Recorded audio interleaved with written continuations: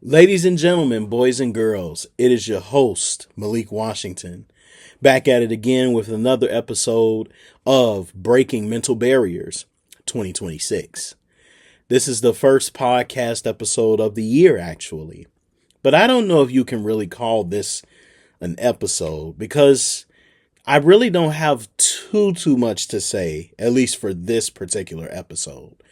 I wanted to go and dive into something in particular, but I want to take this time to basically say Happy New Year to you all. For those of you that observe January 1st as the new year, as I know in different cultures, everyone has their different ideals or different understandings as to what new year applies to them. Some people celebrate the new year. Well, most, if you're of the Western culture, you celebrate it, well, the other day. And then there are those of you who go off of the Hebraic calendar and you celebrate it during the spring. So a new year is different depending on which culture you belong to. In my case, I belong to America, so we observe the Gregorian calendar, which is January 1st. Of course, because I come from a different persuasion, I have my thoughts, of course, about the new year. But, I mean, that's neither here nor there, right? Everyone celebrates how they wish to celebrate it. It's entirely up to you guys, and I'm not here to tell you what you should or should not do. So let's not even go into that particular topic, Happy New Year, everyone. Happy New Year. I had I wouldn't even say it was a good New Year's Eve experience. I had a very disappointing New Year's Eve experience. I don't really go out as often as I would like. And that's because I'm typically busy and I'm trying to actually, keep my life in order and keep making money and living the way that I wish to live. Don't get me wrong. For those of you that keep up with me on my socials, I do go out. I go out probably a lot more than I should. But I don't really get to immerse into certain things like I typically would have in my childhood. So now that I'm older and I'm doing my own thing and I kind of have my little small circle, I tend to do a lot of things on my lonesome, and that's on purpose because I enjoy going out doing the things that I like to do on my own time. That's just who I am. I'm a loner. I don't really require having a bunch of people around me in order to have a good time. I go amongst people. People don't know me. I don't know them, but there's often a charisma I've built lately where people are drawn to me and we all have a good time. Wherever it is I'm at, it's always love. It's always appreciation for the way that I dress, the way that I carry myself. So it's nothing but love. Everything is always reciprocated amongst the strangers that I'm among, right? But for the first time, I believe it or not, I've never been to a New Year's Eve party, right? I never been to the countdown. I didn't do anything like that, right? And so I thought for 2026, I'm like, well, why the hell not, right? Let's give it a try. Let's see what it's like. So I have my bucket list. That was one of the things I wanted to do. It didn't go as I planned it to, unfortunately. And the reason why I didn't is because when I went to this place, it was a very well-known hotel within downtown Chicago. For those of you who live in Chicago, you might know this hotel or you might have seen it in passing. Maybe you haven't, right? It was my first time even hearing about the hotel. I was just looking for a place where they were hosting the NYE party because here, like they do in New York, they were going to have the countdown here in the city of Chicago, which would have been awesome, right? To see the fireworks, the ball drop, all those different things. So I thought, well, why not? I decided to go to a hotel party called the Godfrey. Well, a hotel called the Godfrey that was hosting an NYE party. When I got there, it was and of course it's a luxurious place. I love being places that are upscale, if you will. Some may call me bougie, and that's fine. You can call me what you want. I really don't care. I live my life. I love it. This is what I do. I rock out that way. I don't like being in raunchy, disgusting, small places with a bunch of racket and raunchy, nasty, disgusting reprehensible behaviors that I can't get with. But that's another topic for another time, right? I don't even want to get into that. The bottom line is I went to this very nice upscale place known as the Godfrey. And it was a mix of people that were there, black, white, Asian, in between, you name it, right? Very nice place. But when I got there, I went on the 4th floor because I paid for expedited entry to go there. And the expedited entry came with basically you being able to get into the party much faster as opposed to standing in a long line of people. I want to say the party started at 8. I tried to time it to not get there super early. I got there around about 10 minutes before. So you could say I was one of the first people to actually get to the party, right? I kind of had this thing in my head. If I didn't get there at 8 on the dot, they weren't going to allow me in. But that was just my perception, trying to be punctual and all those things. So I get there. I get my wristband. I go up to the 4th floor. The hostess, of course, was asking people to check in. I checked in already downstairs. So I was able to just slide in there and, try to have a good time. But when I got in there, it was a very nice place. They had 2 open bars. They had this large, you could even say it was almost like in a lounge form.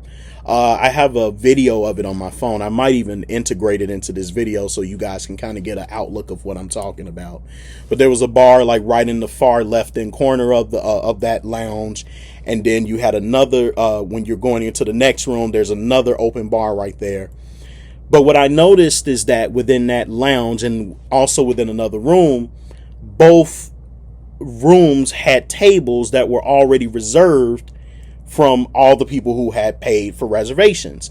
Now, bear in mind, this is my first time even going to an NYE party, so I'm going into this on a whim, winging it, assuming I can just be a walk-in and I don't have to pay for a seat. I presume that there were seats already readily available, that if we were going to pay to go into this party, there would be something for people who paid to get into this party. So they know how many people they're going to have coming in. You would assume they would have seats. They didn't. And when there were none. There were none, no seats. The reservations, they were all taken up by everyone who reserved them, including the lounge that I was in. And it was a big place. A lot of people could sit there. But apparently they were reserved for a select group of people that had like groups, or you could say family members or friends, couples, and their children, you name it, right? Me, I went on my own. So it would have looked weird that if there's no seats and I'm walking into a place that is completely packed, I'm going to be a wallflower because I have nowhere to sit. So I go to the hostess. I asked the hostess, I say, excuse me, ma'am, do you happen to have any additional seating? Because the ticket I paid for, I'm just a walk-in. I have expedited entry and I'm the first person here, but all the seats you have, both VIP and the regular seats, they've all been taken. There's no seats left. Is there any seatings for people who are walk-ins like me? She said, no, I'm sorry. Unfortunately, all the tables have been reserved, but we can discuss setting up any kind of reservation for you to have a table.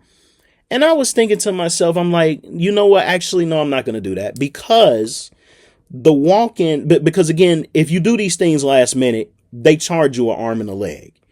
Even even prior to me even paying for the ticket, I looked at the pricing. It is expensive, and not that I would have mind paying for it, but just for a NYE party to sit there for 4 hours and you're charging me damn near $1,000 just to actually be able to sit there, to have some hors d'oeuvres, some bite-sized appetizers, and to have some complimentary champagne, which I did not get, even though that was a part of the plan for an expedited entry ticket. I wasn't willing to pay for that, even though I could afford to do it. I just didn't want to do it. because I'm like, no, I'm not going to actually do that. But I didn't say that to her directly. I just said, well, no, don't even worry about it. So I stayed there for a little bit, kind of just scanning the place. And she told me that there were also 2 open bars. She said you can go there. But the open bars, guess what? They didn't have any stools. They didn't have any seats. So I'm like, so what you expect me to do is to go to this bar and let's say I want a drink, but I may not want to stand. If I don't have any seats, then all I'm going to do is just be sitting there at the bar like this.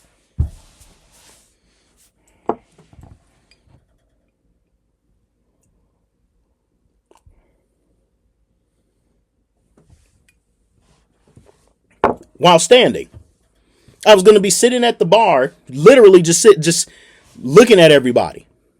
I don't want to sit there and do that. Like if I'm going to be at a bar, I want to sit, chill, and have a good time, or for whatever the reason. These people didn't even have stools. Most bars have stools, as far as I know, for the bars I've been to. They have stools. You can sit there. You can have a good time. You can socialize. You can socialize when you're standing too, obviously. But just imagine you're dressed up, you're spiffy, and I was looking good that night. I was looking really good. Nothing but compliments from the people. And again, I also want to say that too. The people were very nice. The people were cool. They were awesome. They all were vibing to the moment. It's about to be 2026. Ball's about to drop. Everybody's ready to have a good time. But me personally, I just wasn't having a good time. I was like, wait a minute. I'm not about to stand here for 4 hours.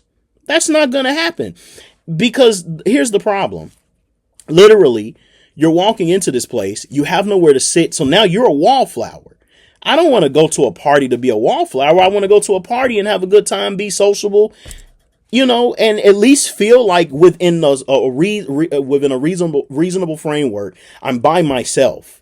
So I don't want to look suspicious to the security, to the bartenders, to the hostess, to the servers. And they're like, okay, what is this guy doing? He's just kind of walking around and he has nowhere to go. Is there something wrong? I didn't want any of that. So I have my phone with me. And, I'm just kind of acting like I'm doing something because I don't want anyone to think I'm being kind of strange. So I was just like, you know what? I'm getting the hell up out of here. I'm not staying here. I don't know. And again, it was my first time. So it was a lesson learned for me because I was like, to hell with this. I'm gone. If anything, I'm going to go back to my home, hence where I'm at right now, after the new year. And I decided on that day, I just said, to hell with it. I'm just going to smoke my stogie. I'm going to have myself a few drinks. And I'm just going to chill the hell out. And strangely enough, I didn't even get to actually see the ball drop or even to say Happy New Year because I went to bed right after the fact. I done got old now. Now that I done turned 30, I'm acting like an old man. I'm just like, to hell with it. I don't even care anymore. My fun was supposed to be at that party. But it didn't work out because I guess to me, the experience could have been better. I would dare say, and any of you who are watching who have been maybe event planners or anything like that, especially when you have paying guests, the last thing you want to do is to have them leave because there is an inadequate amount of seating. You would think that they would have that. Especially if you're coming in and you're paying to have a good time. I didn't even get to have my champagne. And I love champagne.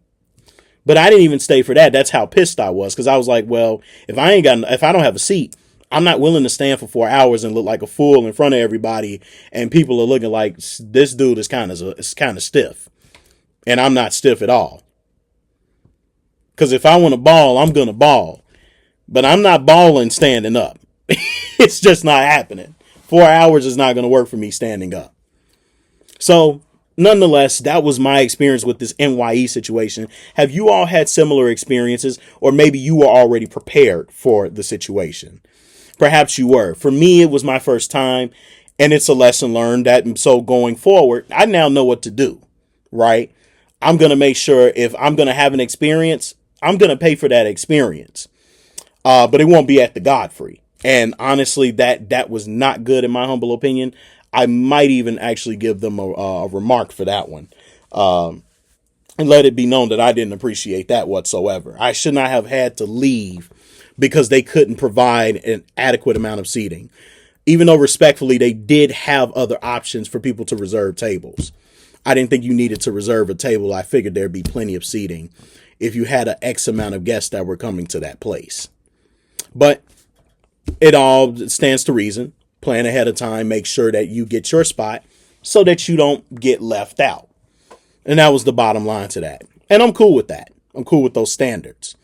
But I would have just hated to be put in that predicament again. But not to go circular. I guess what I want to say within this particular episode is that 2026 is here now, right? 2025 has left us.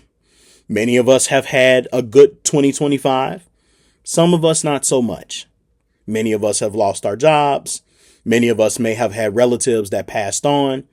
Many of us may have had hard times with bills, with family, with politics, with religion, whatever the case may be. We all may have had good and bad and maybe a mixture of both within that year, as we do any other year. For me, I had a wonderful 2025. I'm not going to say it was the best of the best. A lot happened. Some things were lost, but much was gained in the process. For those of you that follow me on my socials, you know. I experienced a lot. I've been very busy, but I've also had a lot of fun. And I do mean I have had a lot of fun. Especially within the month of December, I made sure to have a lot of fun. It was both my birthday, and I also I got to have a good time. Traveling, going to restaurants, you name it, the whole nine. I enjoyed myself. Got to meet new people. Got to connect with, make a network with some people. So it's been nothing but a good time. And this year is going to be a transformational year for me as well.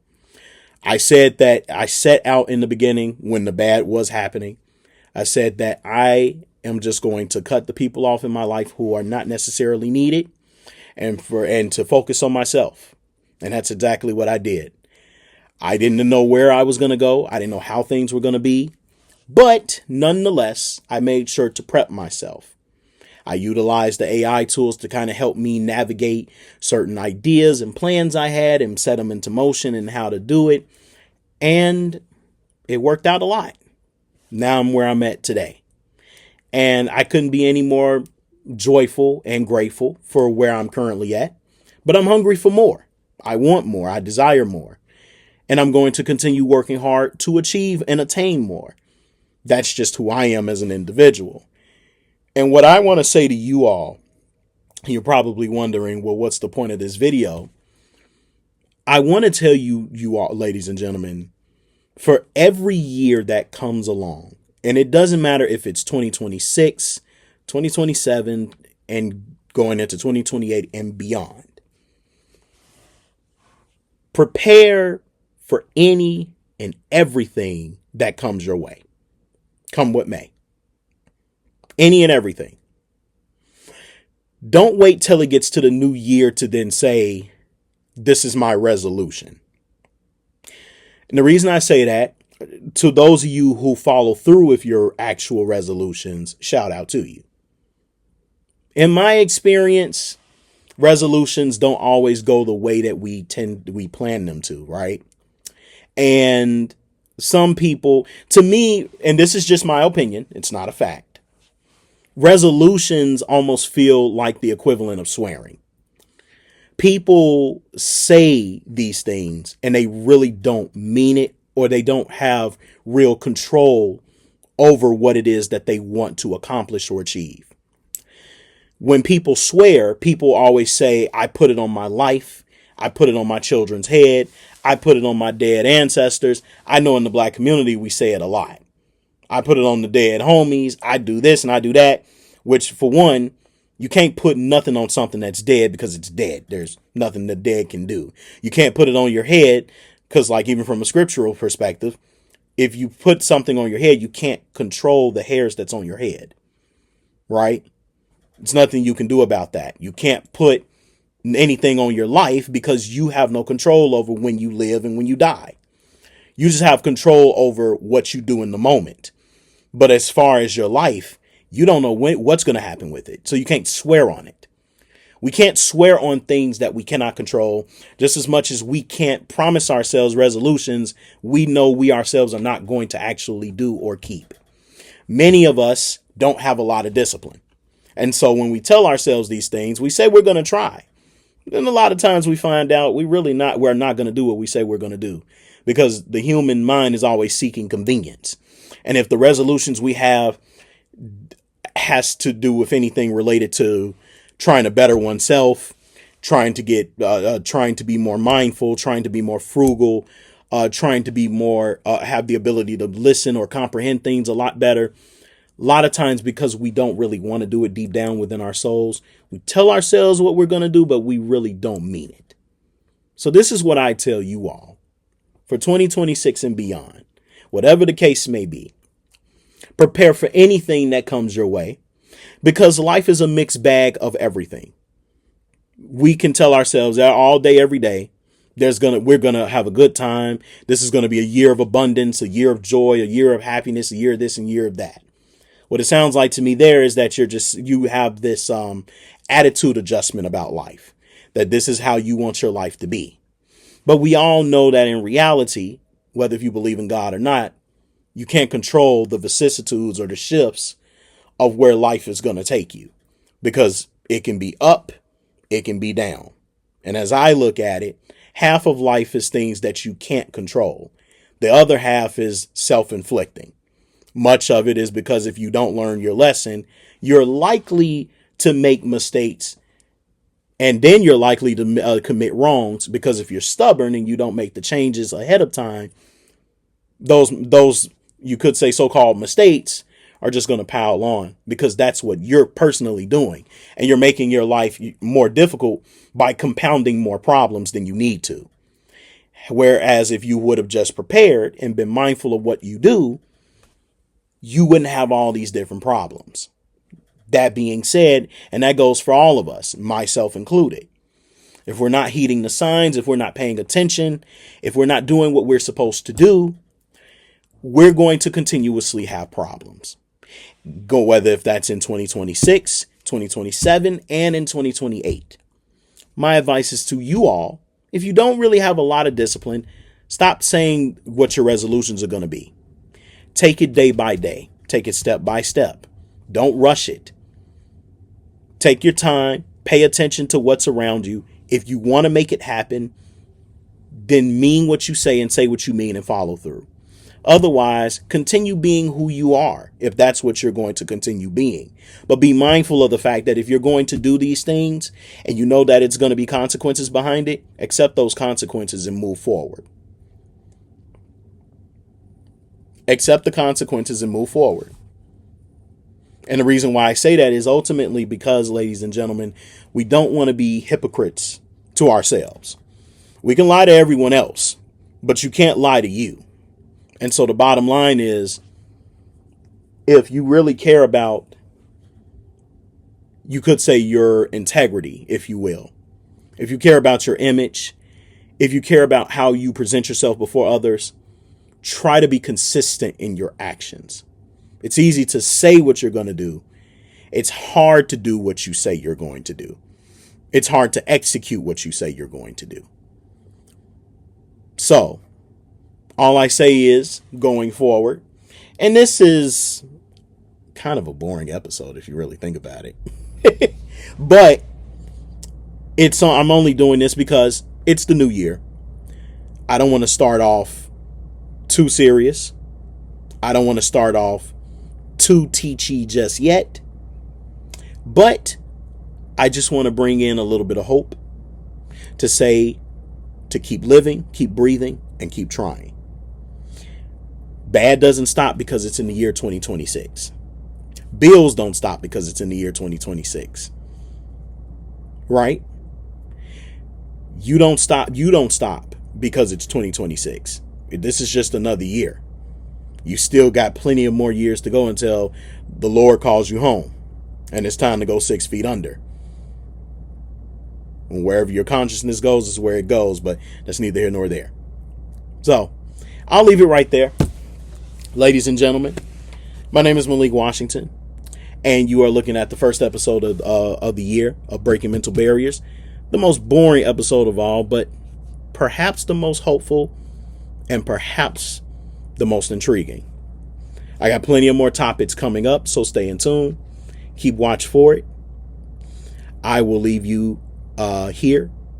Have a good day or good night wherever you reside. I thank you for listening if you got this far. Subscribe to the channel if you want to see more content that I bring out.